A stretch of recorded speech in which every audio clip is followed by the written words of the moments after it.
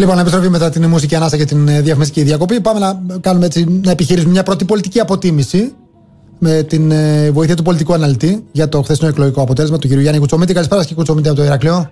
Καλό μεσημέρι, γεια σας. Ευχαριστώ θερμά για την αποδοχή της πρόσκλησης. Τελικά όλοι ιτήθηκαν. Έχουμε κανένα κερδισμένο εκτός από την κυρία Λατινοπούλου και τον κύριο Βελόπουλο? Έχουμε τον κύριο Βελόπουλο και το ΚΚ νομίζω γράφει ένα θετικό ποσοστό.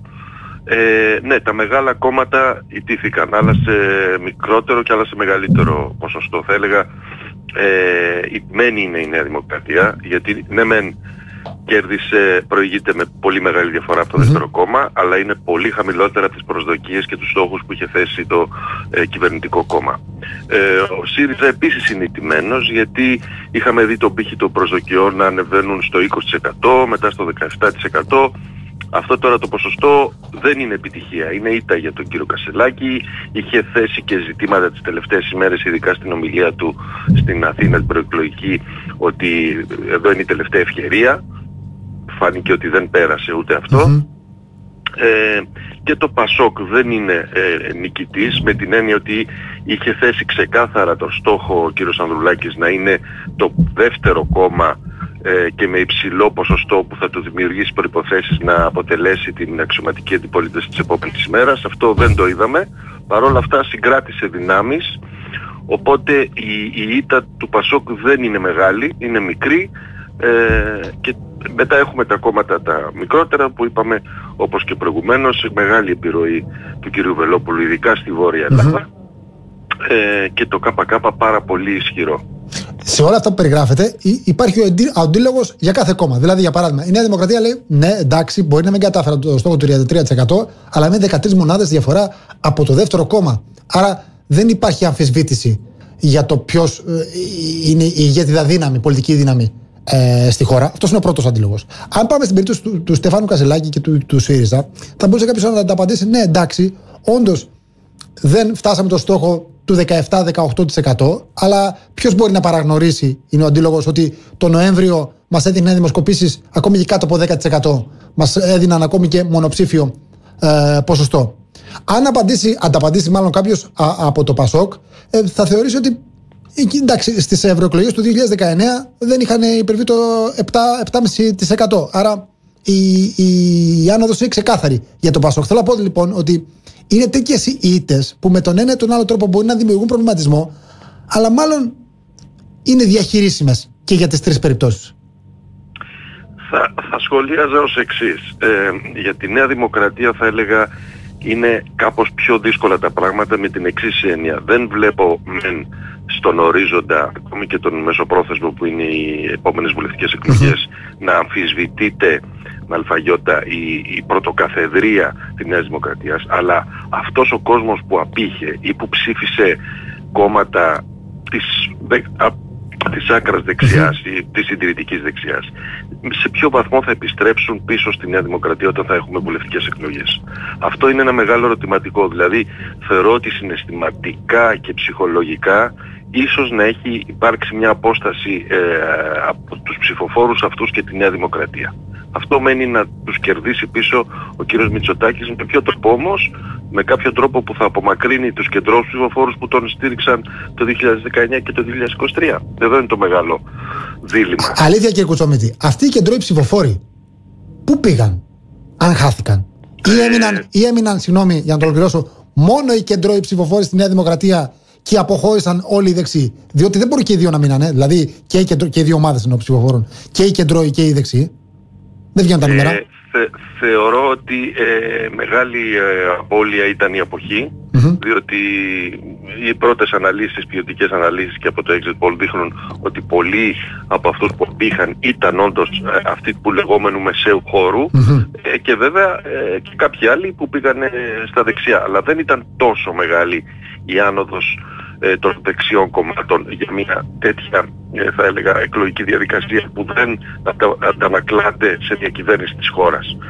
Οπότε θεωρώ ότι οι άνθρωποι αυτοί, οι πολίτες του μεσαίου χώρου που εμπιστεύτηκαν τη Νέα Δημοκρατία, για κάποιους λόγους, είναι μια σύνθεση λόγων για μένα, που έχουν να κάνουν περισσότερο με την οικονομική δυσπραγία λόγω της ακρίβειας, έχουν να κάνουν με τη δυσλειτουργία του ΕΣΥ, έχουν να κάνουν με κυβερνητικές αστοχίες όπως ήταν τα Τέμπη, έχουν να κάνουν, θα έλεγα, και το ζήτημα του νομοσχεδίου για τα ομόφυλα ζευγάρια έπληξε σε έναν βαθμό τη Νέα Δημοκρατία.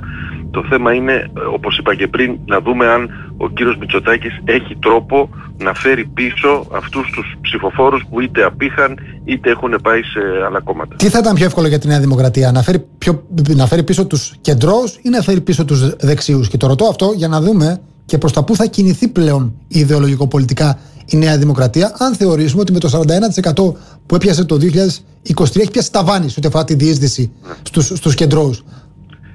Το ερώτημά σας νομίζω είναι η περίφημη ερώτηση του 1 εκατομμυρίου. Γιατί ποιο είναι το πολιτικό αυτή τη στιγμή αφήγημα της Νέας Δημοκρατίας για τα επόμενα 3 χρόνια?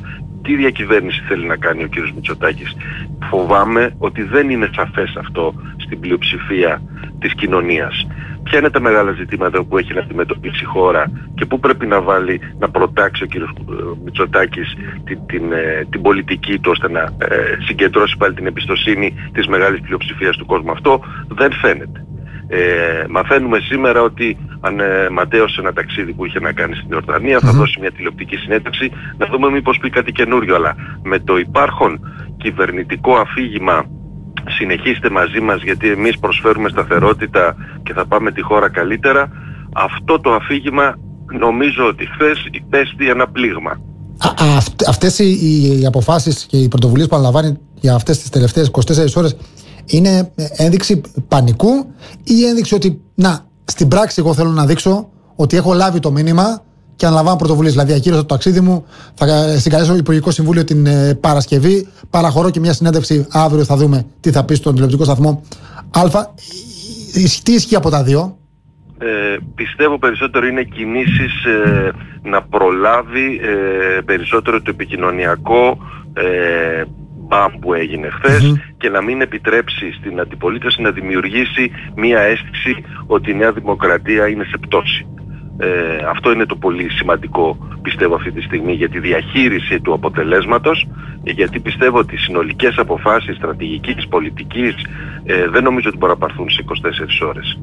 Χρειάζεται πολύ περισσότερο ορίμανση και συζήτηση και με τους θα έλεγα υπόλοιπους παίκτες μέσα στη Νέα Δημοκρατία, γιατί το να ενδυναμώσει πάλι το κόμμα δεν μπορεί να είναι μόνο ένα ζήτημα που θα εκπηγάζει από το Μαξίμου.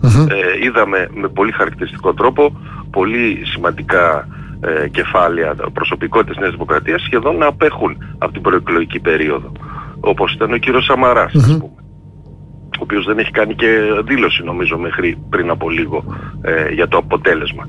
Όλα αυτά έχουν πάρα πολύ ενδιαφέρον. Άρα κάποιες κινήσεις προληπτικές για να μην χαθεί αυτή τη στιγμή επικοινωνιακά εντελώς μπάλα, θα έλεγα, ποδοσφαιρικά, και από την άλλη να ξεκινήσουν οι διαδικασίες ουσιαστικά για να βγει μια νέα στρατηγική, ένα νέο αφήγημα. Αλλά αυτό μένει να το δούμε. Για να σταθούμε λίγο περισσότερο στο ΣΥΡΙΖΑ τώρα, πώς βλέπετε από εδώ και πέρα να κινείται η διαδικασία? Δηλαδή, θέλω να πω, είναι το αποτέλεσμα τέτοιο που μπορεί να δρομολογήσει περαιτέρω εξελίξεις στο εσωτερικό του ΣΥΡΙΖΑ που τόσο έχει ταλαιπωρηθεί τον τελευταίο χρόνο, ή θεωρείτε ότι είναι ένα ποσοστό το οποίο ναι, δεν είναι ικανοποιητικό, αλλά εν πάση περιπτώσει δεν μπορεί να οδηγήσει και κάποιον αυτή τη στιγμή μέσα στο ΣΥΡΙΖΑ να αμφισβητήσει ευθέως τον Στέφανο Κασσελάκη? Θεωρώ ότι ήδη είδαμε τα πρώτα δείγματα από σήμερα το πρωί με την κοινή δήλωση του κ. Τεμπονέρα και του κ. Κοτσακά. Ήδη θα έλεγα ο στόχος που ήταν από τον κύριο Κασσελάκη να αποτελέσει μια φανερή εναλλακτική κυβερνητική πρόταση απέναντι στην Δημοκρατία και να εκφραστεί μια ψήφος διαμαρτυρίας απέναντι στην κυβέρνηση, δεν κατάφερε να το ενσωματώσει αυτό ο κύριος Κασσελάκης. Άρα οι βασικοί στόχοι του κύριου Κασσελάκη δεν έχουν επιτευχθεί. Τι θα μπορέσει να κάνει διαφορετικό το επόμενο διάστημα για να πετύχει όλους αυτούς τους στόχους? Αυτό είναι ένα ερωτηματικό. Πολλοί θεωρώ μέσα στο ΣΥΡΙΖΑ θα ξεκινήσουν μια συζήτηση για το τι πρέπει να κάνουμε. Θεωρώ επίσης ότι το στυλ το προεκλογικό με την εντελώς προσωποποιημένη παρουσία και το lifestyle νομίζω έδειξε τα όρια του, διότι οι πολίτες που αγγίζονται πιο πολύ από αυτό το στυλ δεν είναι και φανατικοί ψηφοφόροι γενικώς. Οπότε θεωρώ ότι θα έχουμε εξελίξεις στο ΣΥΡΙΖΑ. Νομίζω υπάρχουν και θα γίνει και κάποια εκλογική, κάποιο συνέδριο θα ετοιμαστεί.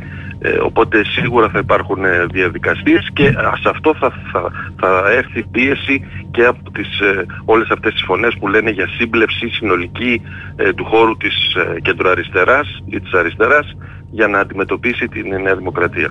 Αυτό το νόημα είχε και η ευθεία ουσιαστικά αμφισβήτηση, για να πάω στο ΠΑΣΟΚ, της κυρίας Γιαννακοπούλου για το μέλλον της ηγεσίας του ΠΑΣΟΚ, δηλαδή να δημιουργηθεί συζήτηση παράλληλα με το ΣΥΡΙΖΑ και στο χώρο του ΠΑΣΟΚ.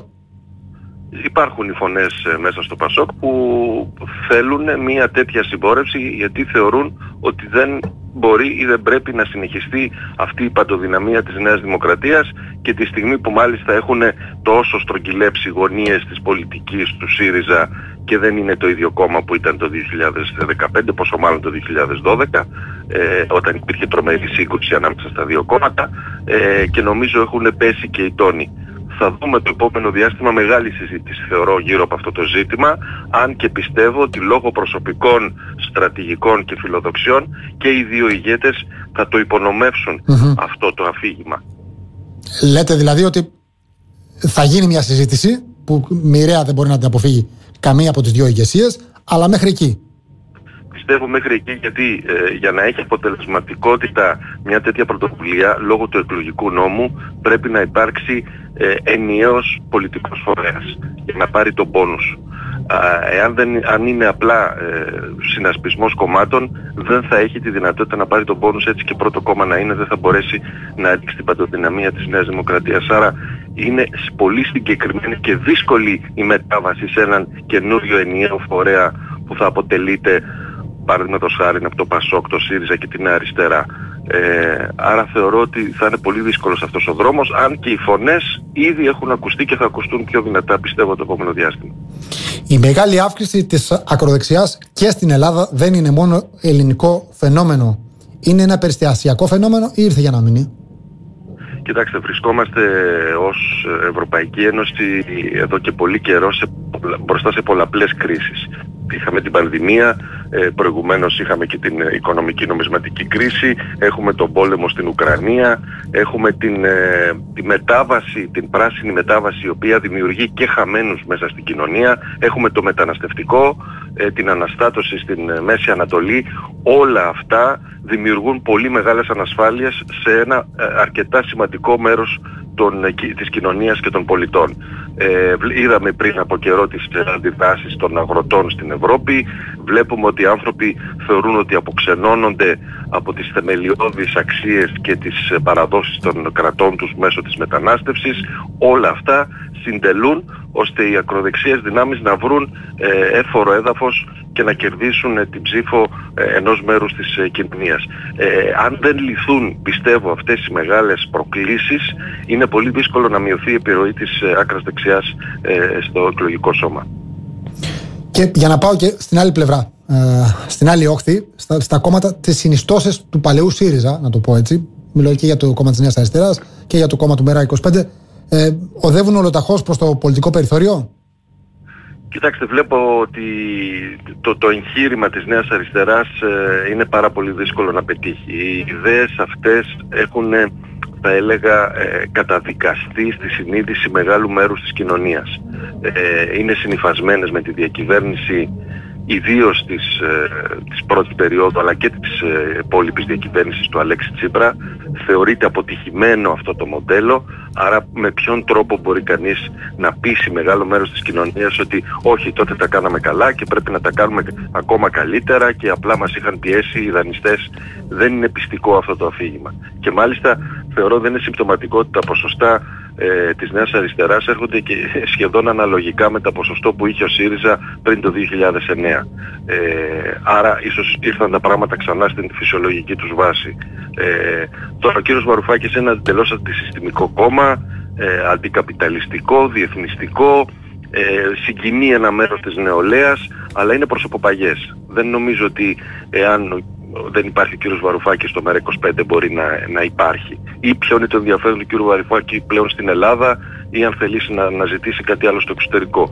Οπότε δεν βλέπω προοπτικές από αυτόν τον χώρο, από αυτά τα πρόσωπα. Με αυτά λοιπόν τα δεδομένα, τόσο στο ΣΥΡΙΖΑ όσο και στα μικρότερα κόμματα που έχουν προκύψει μέσα από τον ΣΥΡΙΖΑ, μήπως αποκτά μεγαλύτερο περιθώριο το rebranding Τσίπρα?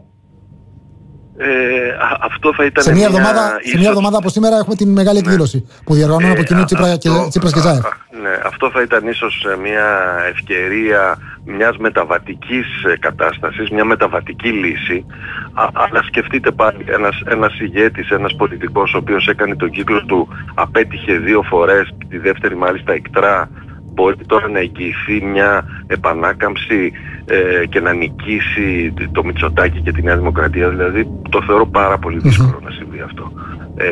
Δυστυχώς δεν διαφαίνεται μια προσωπικότητα η οποία θα μπορούσε να ενώσει και να φανεί ανταγωνιστική απέναντι στην έστω και πληγωμένη ηγεμονία του Μητσοτάκη αυτή τη στιγμή. Θέλω να κλείσω με τα έτσι μικρότερα κόμματα. Αν η κυρία Λατινοπούλου της πήρε μερικές εβδομάδες, άντε κάτι μήνες, για να κάνει θεαματική εμφάνιση, μπορεί κάποιος να υποθέσει ότι μπορεί να προκύψουν πολλά περισσότερα σε λίγο καιρό ή όχι. Ναι, έχουμε δει και στο πρόσφατο παρελθόν. Όλοι θυμόμαστε το κόμμα του κυρίου Λεβέντη, όπως θυμάστε και το κόμμα το Λάος του κυρίου Καρατζαφέρη. Υπάρχουν τέτοιες δυνατότητες και υπάρχει ένας χώρος στο πολιτικό πεδίο για μικρά κόμματα που θα έλεγα διαμαρτυρίας περισσότερο. Παρακολουθούσα τη θεματολογία της κυρίας Λατινοπούλου που ήταν το τελευταίο διάστημα ουσιαστικά μόνο ταυτοτικά ζητήματα όσον αφορά το γάμο των ομόφυλων ζευγαριών, την μετανάστευση κλπ. Αυτό όμως το αφήγημα δεν αποτελεί εναλλακτική πολιτική πρόταση διακυβέρνησης. Ποια είναι η οικονομική πολιτική που πρεσβεύει η κυρία Λατινοπούλου? Θα ερωτηθεί βέβαια, αλλά πρέπει να το δούμε. Ή κάποιος άλλος από αυτόν τον χώρο, τον υπερσυντηρητικό ας πούμε. Διότι μόνο με ταυτοτικού επίπεδου ζητήματα δεν θεωρώ ότι μπορεί να υπάρξει μεγάλη διεύρυνση του ακροατηρίου. Κλείνοντας, κύριε Κουτσομίτη, αν σας υποχρεώνανε εντός εισαγωγικών να βάλετε ένα τίτλο στο αυριανό φύλλο μιας εφημερίδας για τα όσα συνέβησαν χθες, αλλά και την πρώτη διαχείριση των πρώτων ωρών του εκλογικού αποτέλεσματος, που πλέον έτσι έχουμε μια εικόνα για το πώς τα κόμματα ερμηνεύουν και αντιλαμβάνουν τα εκλογικά αποτελέσματα, τι τίτλο θα δίνατε? Εγώ θα έλεγα σήμα κινδύνου. Και αυτό έχει πολλούς αποδέκτες. Μάλιστα. Το κρατάμε αυτό. Κύριε Κουτσομίτη, σας ευχαριστώ θερμά για τη σημερινή συνομιλία και τη βοήθεια στο δημόσιο διάλογο. Να είστε καλά, καλό απόγευμα. Ήταν ο κύριος Γιάννης Κουτσομίτης, δημοσιογράφος, πολιτικός αναλυτής με πλούσια εμπειρία. Εμείς πάμε σε μουσική ανάσα και επιστρέφουμε.